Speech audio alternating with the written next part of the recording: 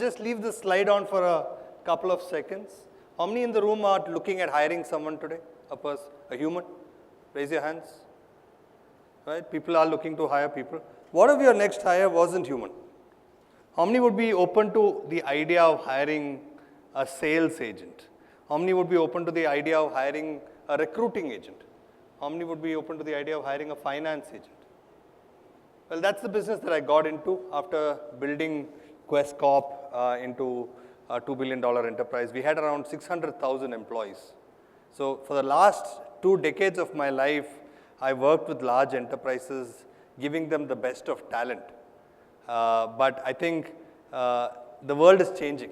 And I think what's changing is going to be how we view employees, how we leverage employees, and more importantly, how we leverage tech through employees.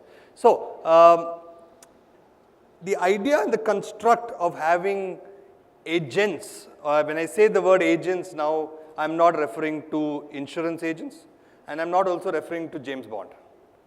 I'm referring to digital workers or digital employees that will be working 24/7, will possibly be handling more than 60-70% of the tasks that have in every enterprise.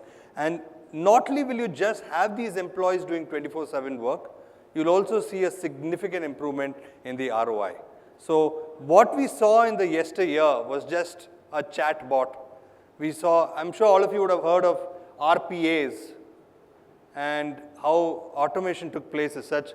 This is significantly different. You now have decision layers happening in agentic employees as such. So there's no replacement for a human. Let me start, before I show the slide on and take you through the slide, I'm not saying there is a replacement for a human. We thankfully still have the cognitive ability and the intuition to make critical decisions. AI is not there yet, at least not now, right? But there are some genuine constraints when you hire large teams of employees. You have significant hiring costs, because to replace an employee, to train them, to work on it, and to keep, if he or she quits, again have them a new one onboarded. In India today, if you want to hire a technology resource, it takes you 3 months to select a resource. And it takes you another 90 days for you to onboard that resource. So fundamentally, it takes you 6 months to bring in one resource.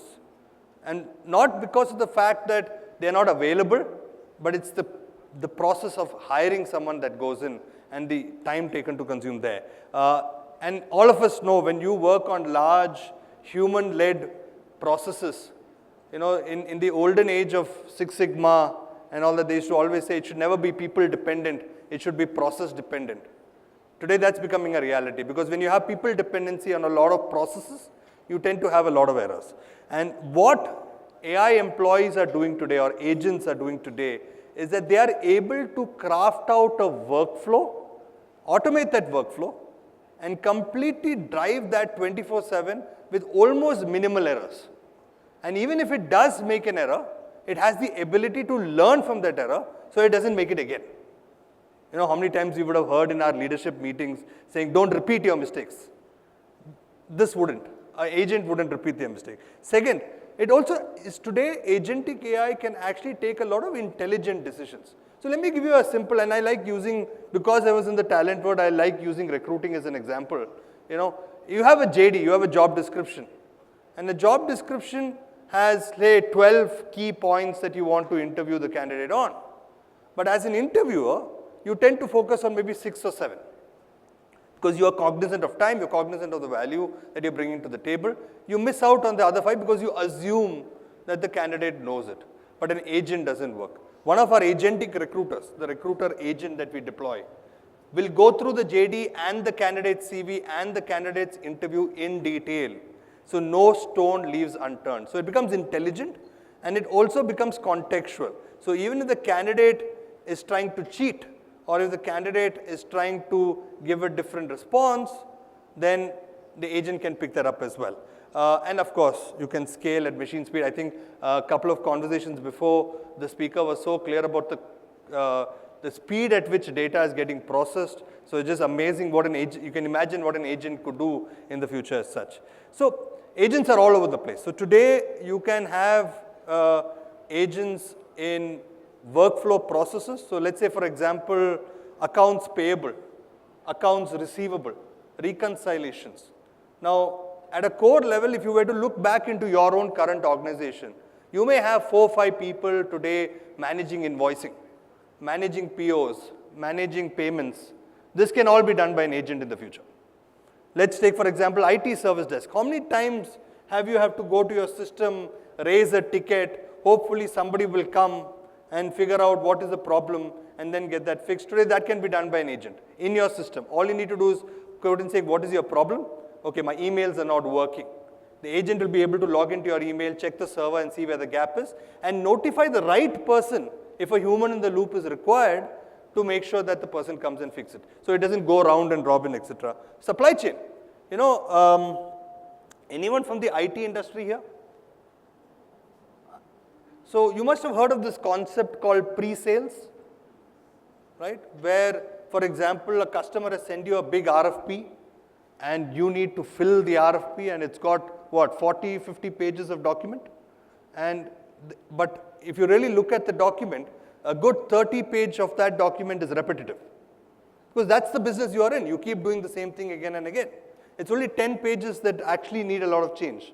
So can the 30 pages be done by an agent? Can it be done in 1 hour, less than an hour? It can. Procurement's going to change. Human resources is going to change. I don't even know start on operational management like payroll, timesheet, etc. Legal is already in the game. Imagine reading through documents. It's mindless activity.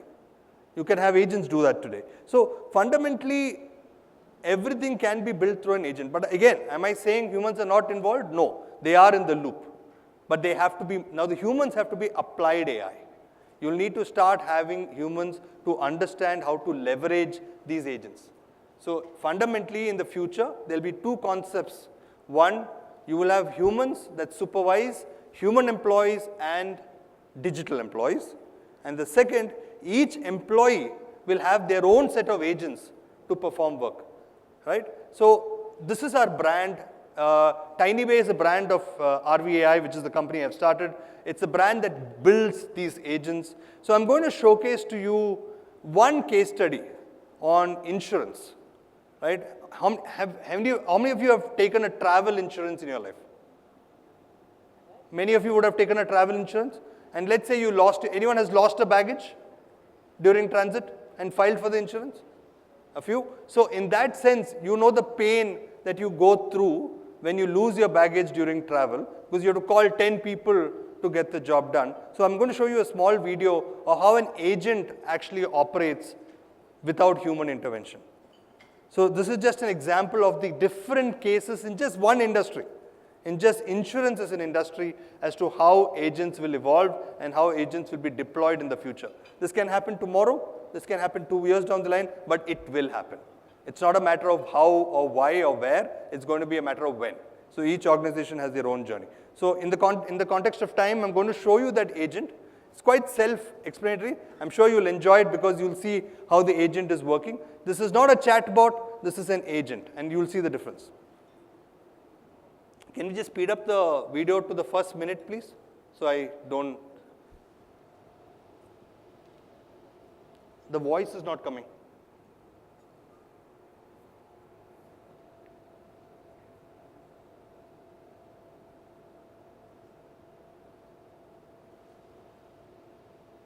It's not coming, it's okay, I can explain. I can play.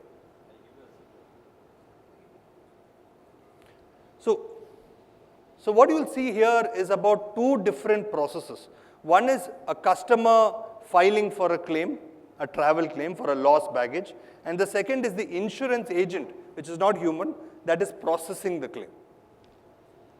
So there's a complete chat ecosystem of what is happening in the agent, and it selects, okay, it tells you that, okay, we have proceed with your travel bag. What it has done based on the boarding pass, once the boarding pass gets updated, and this is the only document the customer is uploading.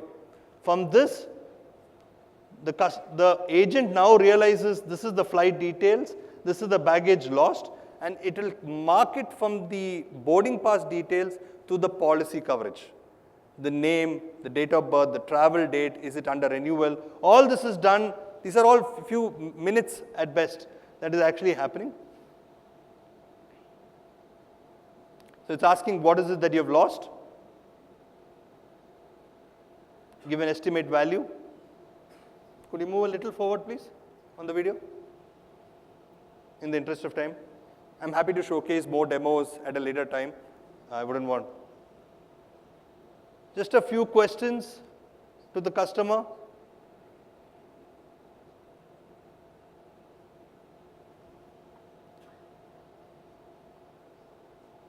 So now it is summarizing the entire information for the customer.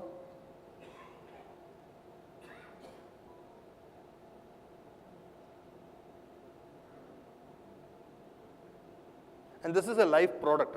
This is not something which I'm just showing for a demo. This is actually being used by one of our customers today. So now it has completely crafted out a complete claims process form, which if people have filed these claims before, you would know it's a very tedious activity. It's done everything. Now we are going into the claim details. It's going through all the details that is there. This is done by the agent. It's not done by the customer. It's checking the board pass, it's checking the documents, it's checking the policy details, and it does a claim analysis. And this is what the insurance human sees. Now the human now sees what has been finally decided, whether the claim should be processed or whether the claim should not be processed. And then the human has the right to accept or ask for more data or reject. At a theoretical level, a human is not required to do even this. But we make sure there is a human in the loop because there could be errors that could be picked up. So we make sure there is a human in the loop. But this entire process in the last 2 minutes between the customer and the agent was done without a human in the loop. Right. So that's Tiny Bay. So I'll stop here. And this is just an example of what the fintech industry or the finance industry will evolve. You know, if it's banking, you have KYC agents, loan agents. There's a very interesting product that we had done for a customer where we actually did the entire KYC process. You know, many banks and insurance and financial services firms today have large KYC teams. And a lot of jobs of that can be actually agentified. So thank you very much for your time. I hope you enjoyed it and have a great evening.